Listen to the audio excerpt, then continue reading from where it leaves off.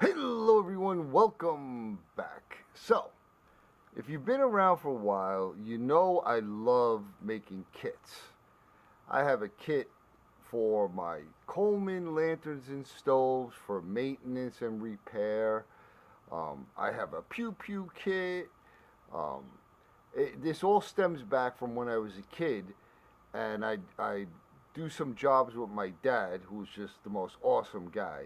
And he would always get a 5 gallon bucket, and he'd say, all right, put this in, this hammer, that chisel, that screwdriver, that wrench, and it would just be a kit.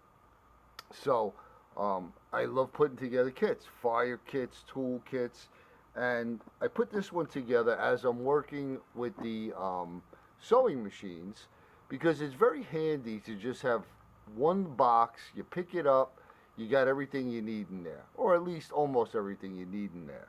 And I have doubles and triples and quadruples of tools that I've collected over the years. So I never like take my main tools that are in my basic tool chest that's in my shop, but I'll go to my, I have a, I don't even know how many boxes full of wrenches and screwdrivers and pliers, and I'll pick out pieces here and there and I'll build a kit. And that's what I did here, with the exception of one thing, maybe two. So what I have in here is, this is what I bought. I have a fondness, for 1/4 inch socket wrenches. And this thing is a beefy one. And I like, because I can fit this in my hand, okay, almost like, I don't want to say a thumb screw. This is a thumb one. But it's so cool. Yes, it's made of Chinesium, but I'll tell you what, it is very, very well made. Now you have the 1/4 inch socket on this side, and then on this side, you got the 1/4 inch bit. Hopefully you can see that. It's oddly shaped, and it's shaped like that because it has a spring inside, and when you push the bit in, it locks it in. I thought this was so cool, so cool. And I'll be able to get some good leverage on any screws that are really, really stuck. And then I have these 3 sizes of extensions that I could use. And I could also use those with this little stubby screwdriver. Okay? And now this screwdriver is made in Germany. WIHA, WIHA. This has this on the end, which a 10mm wrench fits on, and man, if you really need some serious torque, that's going to work out great. So I got that, I got these, I got this little jammy, which I'm probably going to take out of here because now that I have this, I don't need that. But for now, we'll leave that in there. I have this set of bits. There's 9 of them here. Pretty much should cover all the sizes I need.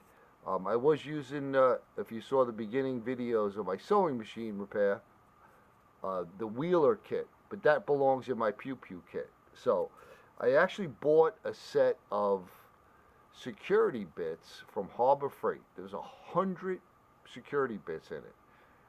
I actually already have a security tool bit set, but it didn't have any slotted.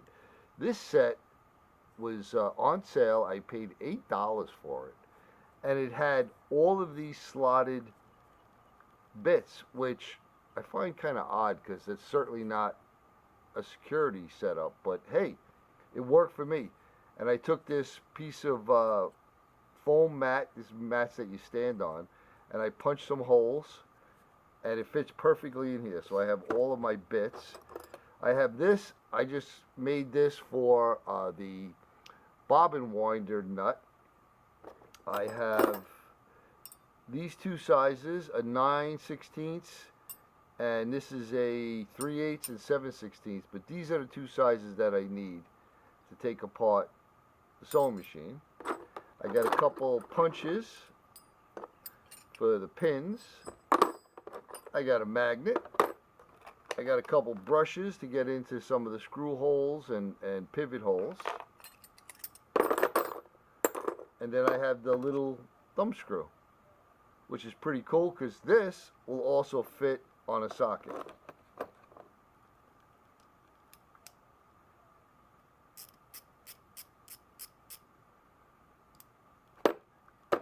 All right, that's the top layer.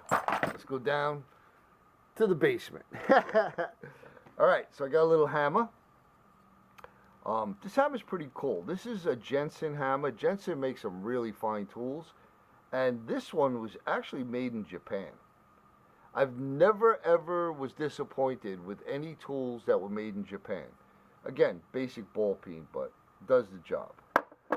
I have a little chip brush so we can clean off dust and particles and whatnot. Gotta have a flashlight. Wire cutters and stripper. And I have a screw starter. We got a slotted on this end, and we have a Phillips on this end. Phillips would not be needed, obviously, for a vintage sewing machine, but the slotted side is perfect. If you never use one of these, you go like, you turn it, and it catches down in that slot. You put your screw in, and you release it, and it holds the screw. And then this is the eyelet setup that I have that I demonstrated using to make the wire connections. So it's a pretty good kit. I'm sure I'll be adding stuff down the road, but for now, I'm digging it. And there you have it. My sewing machine repair kit, maintenance kit. Again, I just find it so useful to be able to have everything in one place. Grab this, and it's not like I'm gonna go out on the road and fix somebody's sewing machine, but just for me to be able to grab this, everything I need is in here instead of, oh, where's that, where's this. I don't like that, where's that, where's this thing. So there you have it, my new sewing machine toolkit. I hope you enjoyed it. You know I'm going to say it. I'm sending you all much, much love and appreciation, my brothers and sisters. Thanks for coming along, and we'll see you on the next one.